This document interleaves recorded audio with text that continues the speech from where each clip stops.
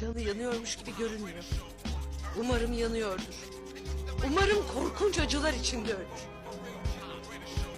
John Coffey, mahkemede jüri heyeti seni suçlu buldu ve davana bakan eyalet yargıcı seni idam cezasıyla yargıladı. İnfazından önce bizlere söylemek istediğin bir şey var mı? Böyle biri olduğum için çok üzgünüm.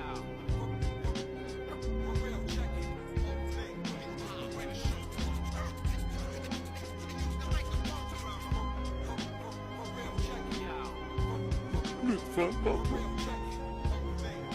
Yüzüme bu maskeyi geçirmesin. Beni karanlıkta bırak.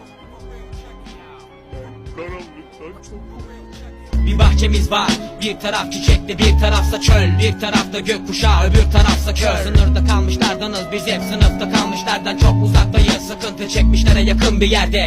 Çölde kazanılan zaferler hepsi kanla yazılır. Ahmak olmasaydın insan